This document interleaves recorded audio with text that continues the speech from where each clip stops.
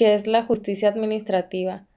Es el procedimiento que se sigue ante un tribunal u organismo jurisdiccional situado dentro del Poder Ejecutivo o del Judicial, con el objeto de resolver de manera imparcial e imperativa las controversias entre los particulares y la administración pública. ¿En qué consiste la revocación de un acto administrativo? La palabra revocación proviene del verbo latino revocare, que significa dejar sin efecto una concesión, un mandato o una resolución, hacer retroceder ciertas cosas. También es la anulación, sustitución o enmienda de orden o fallo por autoridad distinta de la que había resuelto. La revocación es considerada como una de las formas de terminación o extinción de los actos administrativos. Es un acto unilateral de la autoridad que deja sin efectos, total o parcialmente, un acto válido y eficaz por motivos de interés público. ¿En qué consiste la nulidad de un acto administrativo? Es el efecto jurídico que produce la omisión o irregularidad en los elementos y requisitos de validez del acto, que exige la ley administrativa de la materia de que se trate, según sea el caso. La nulidad del acto se debe declarar por el superior jerárquico de la autoridad administrativa que lo haya emitido. El acto declarado jurídicamente nulo es inválido y no se presume legítimo ni ejecutable.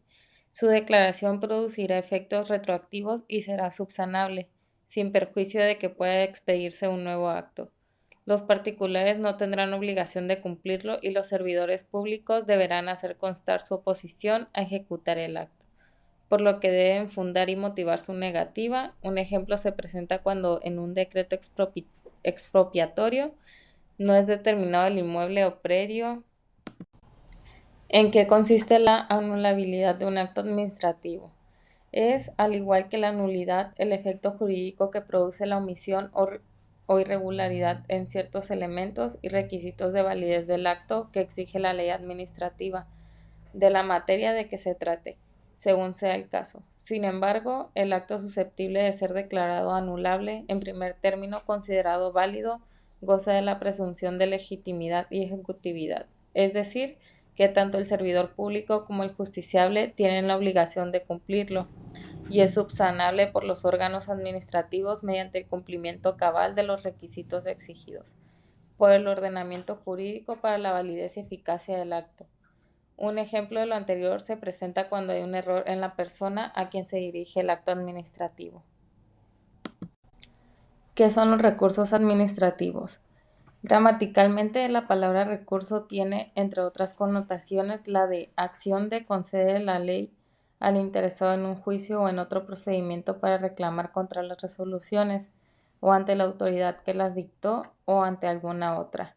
En materia administrativa se trata de un medio de defensa que dispone el particular afectado en sus derechos por un acto de autoridad administrativa, para que la misma autoridad o el superior jerárquico de ésta revise el acto, a fin de que lo revoque, lo modifique o lo anule, en caso de que se demuestre su ilegalidad.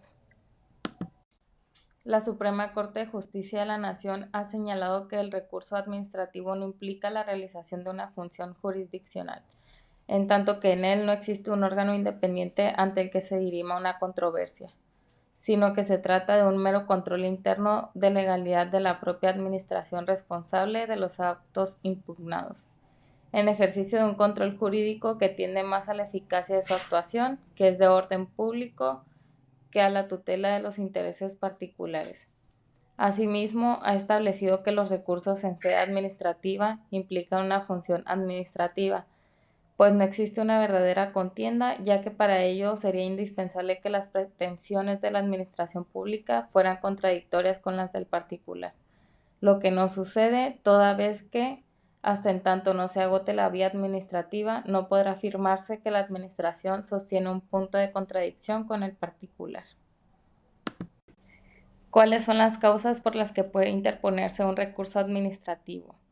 Cuando el justiciable se considere afectado por actos y resoluciones de las autoridades administrativas que estime ilegales y que pongan fin al procedimiento administrativo, a una instancia o resuelvan un expediente, podrá interponer el recurso administrativo dispuesto para regularizar el acto administrativo.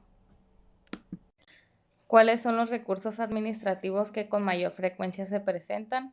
Ha proliferado en la legislación un gran número de recursos administrativos con diversas denominaciones y objetos, según la materia de que se trate. Ahora bien, a partir de 1995 ha estado vigente la Ley Federal del Procedimiento Administrativo, que prevé un recurso de revisión que ha derogado los que contemplaban otras leyes administrativas.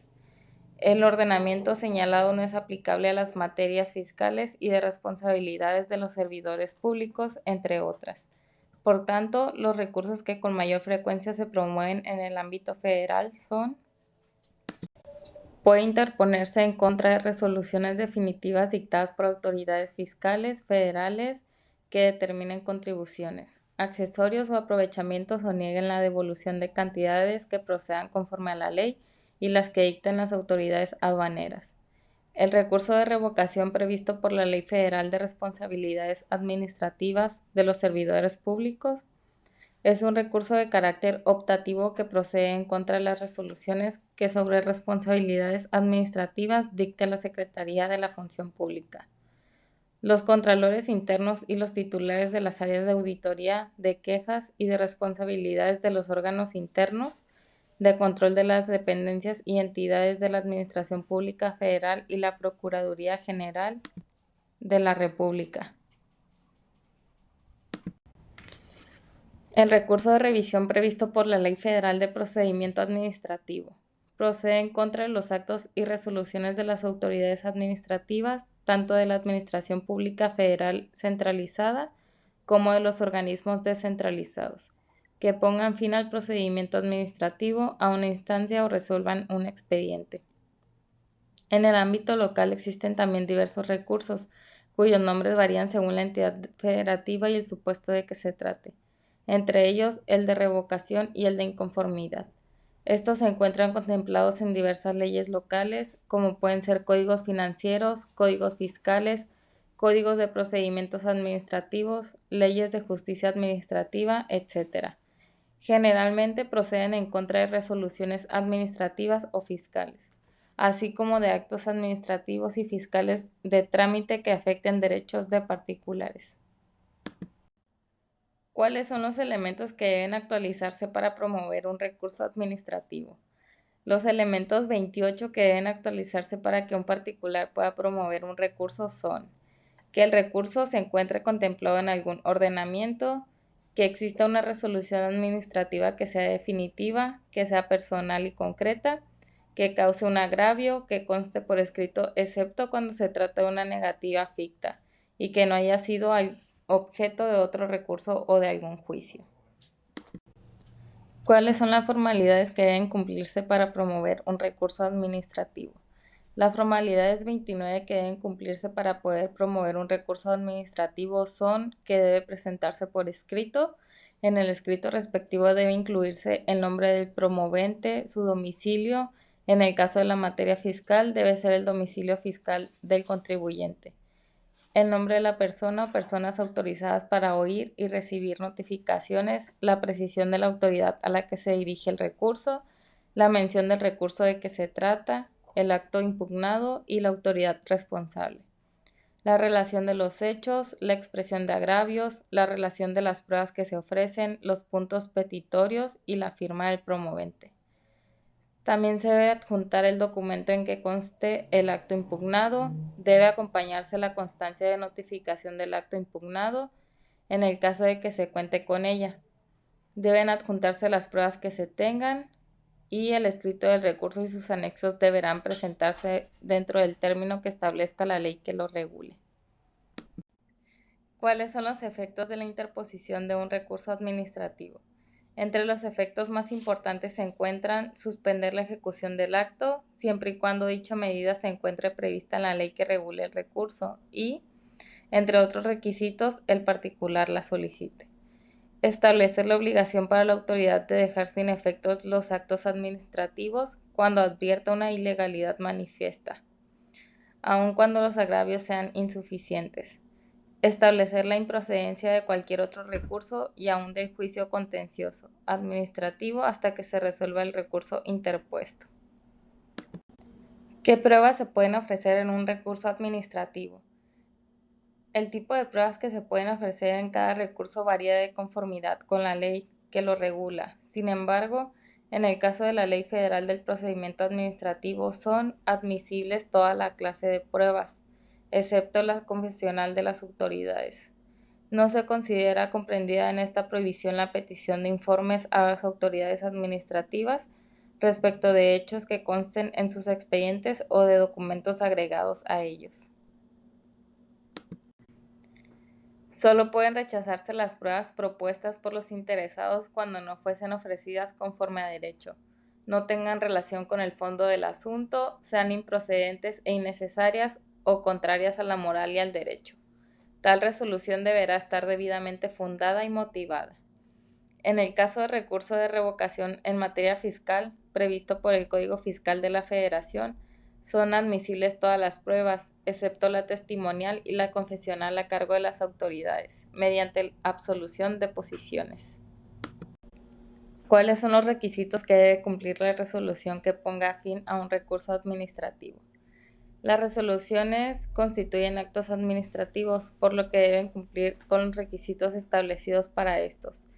Entre otros, deben estar fundados y motivados, mencionar todas las causales de ilegalidad expuestas por el recurrente frente al acto impugnado y señalar su procedencia o improcedencia. Deberán examinar todas las pruebas ofrecidas y presentadas por las partes, encargarse de que no se omita alguna circunstancia de la litis y emitirse por autoridad competente.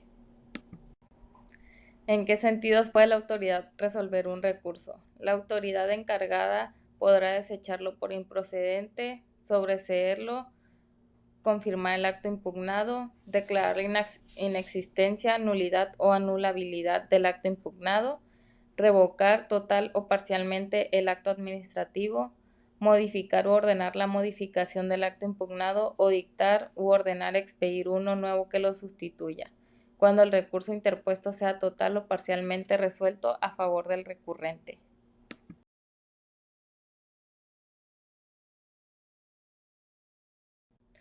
¿Qué es un juicio contencioso administrativo?